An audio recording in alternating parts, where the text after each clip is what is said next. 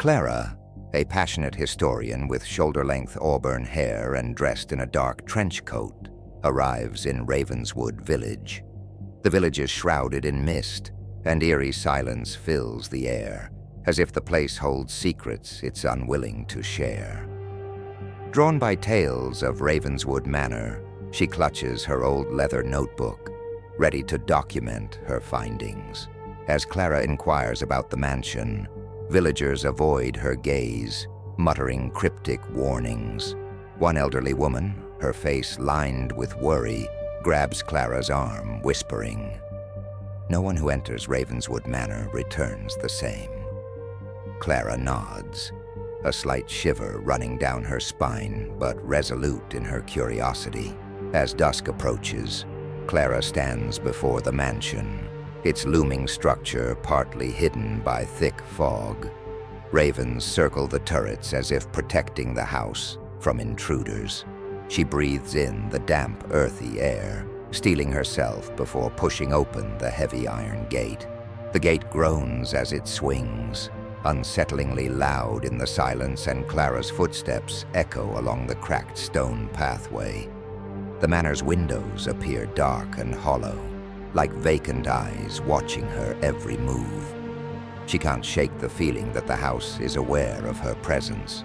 Inside the manor, the musty smell of decay fills Clara's senses. Dust motes float in the faint light filtering through grimy windows.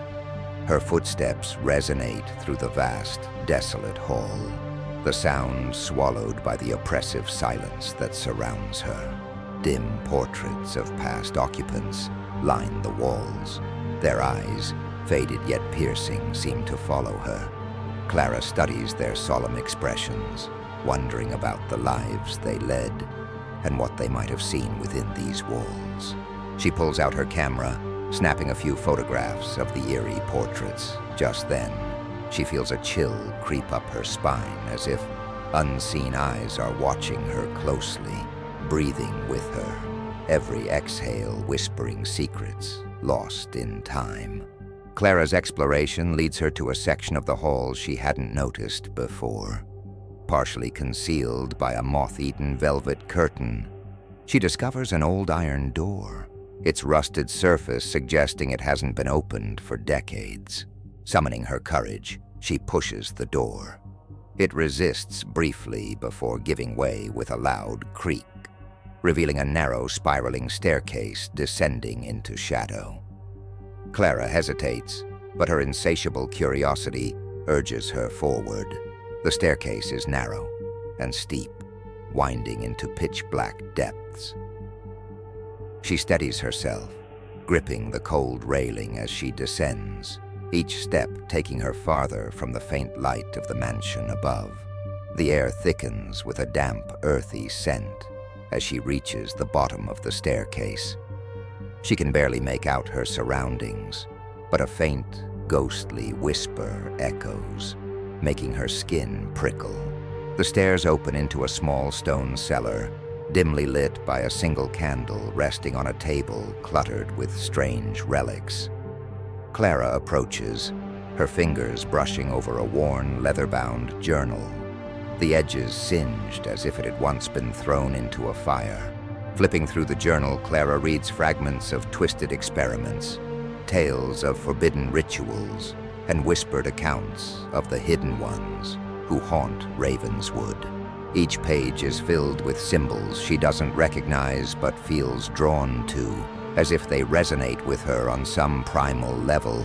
As she reads, the temperature drops noticeably. She pauses, suddenly aware of a presence. A chill settles over her, as if invisible eyes are fixed upon her every move. Slowly, she realizes she's not alone. Turning cautiously, Clara sees a shadowy figure just beyond the candle's light, its form distorted yet unmistakably humanoid. The figure's outline flickers, merging with the darkness, its face hidden but for a pair of intense, ghostly eyes that seem to see into her very soul. Paralyzed, Clara tries to speak, but her voice catches in her throat. The figure raises a hand, pointing towards a darkened corner of the cellar where an ancient mirror leans against the wall, cracked and tarnished.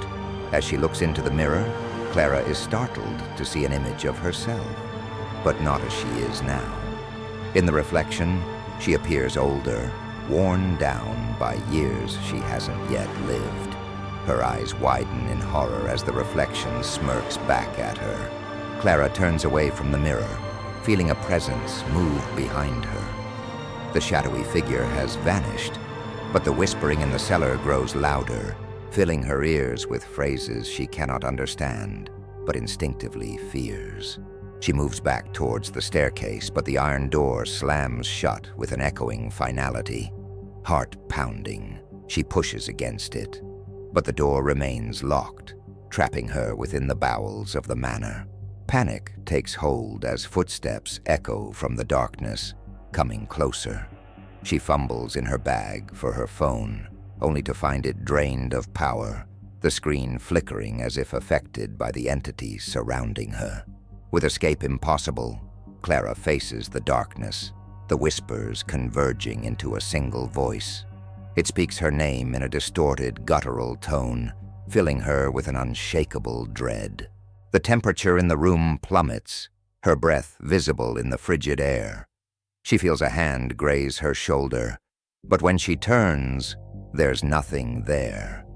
Just shadows playing tricks on her mind. The whispers grow louder, morphing into laughter that surrounds her, drowning out her own thoughts. She feels the strength leave her body as a strange sensation overtakes her, pulling her into the depths of darkness. The last thing Clara remembers is the flickering candle extinguishing, plunging her into complete darkness. Her scream echoes through the empty halls, swallowed by the shadows, leaving Ravenswood Manor silent once more.